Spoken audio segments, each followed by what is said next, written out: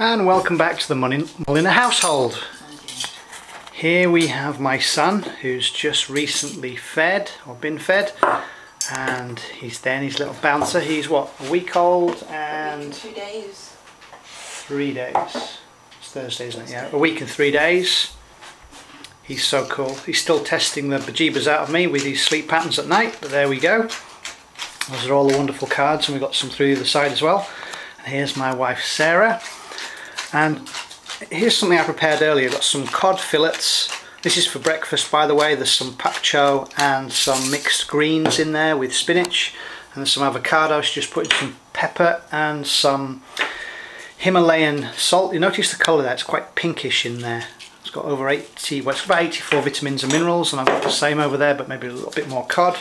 And then she's going to be very liberal on the olive oil. That's organic olive oil from Sainsbury's.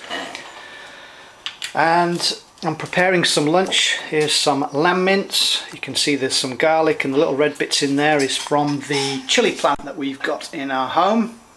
Oh, beautiful. I'm going to be boiling some sweet potatoes, and I've also got some celery in there and also some pak chow. I'll take probably one bit of fruit with me, and these are some apples that I picked from a garden just the other day. He's so cute. Look at that, so peaceful. What I want to share with you today in this recording is something that I observed the other day, and it's a common thing. I know it's because of the glasses that I wear. I was sitting there waiting for a meeting with a lady who runs a company called Living Well in Milnthorpe, and they sell supplements.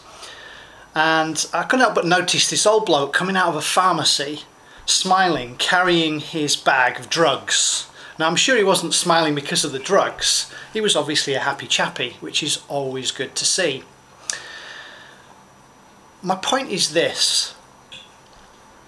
If he carries on living, and I'm making an assumption here that the drugs were for him, if he carries on living a dysfunctional lifestyle, then sure, he may need to continue taking the drugs, because at best they may treat the symptoms. Now, there is a place for drugs, but not long term, because the physical body never lies to you.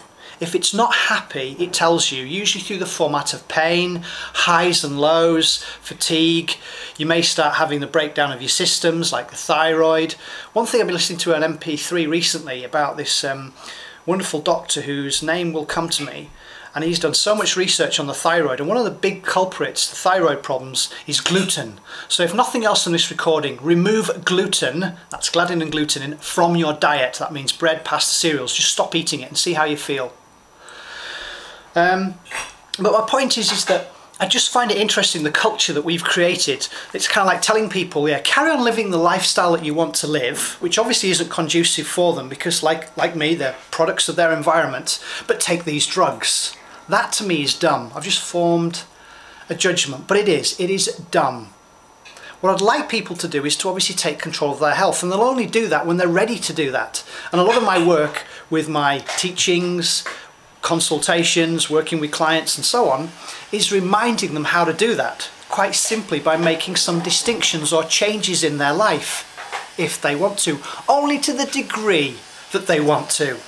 So when the meaning of health equals pleasure, they will do anything, like myself, to find their optimal health, such that they don't get pain, highs and lows, cravings, rashes, and then their organ systems start breaking down, then they get labelled with a disease, and then they get told by their doctor that they're on a drug for life. We have created this by making poor environmental lifestyle choices. So right now you can take control of your health by becoming conscious, just becoming aware. Let me share an interesting story with you. Just imagine if your car breaks down and you take it into your garage, and the reason it breaks down, or it doesn't break down, but you've got this light flashing in front of you. You're a bit concerned on your car because you think it's the oil light. So you take it into your garage, and the engineer, he's thinking, I really haven't got the time to do this. I'll tell you what I'll do. I'll just either one, put a plaster over it, or better still, I'll just take the bulb out. So that he either puts a plaster over it or he takes the bulb out, and then he gives you back your car and off you go on your journey.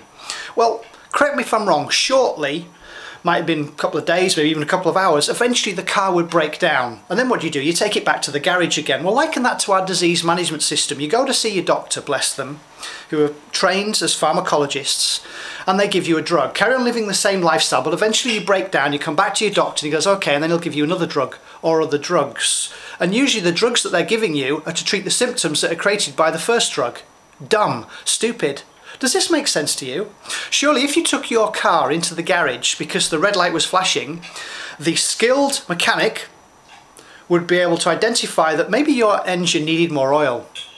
So what is required? What's the etiology of your health challenges? You may not have any. Well, I'm into prevention, not curing, because remember, you're not broken, you don't need fixing.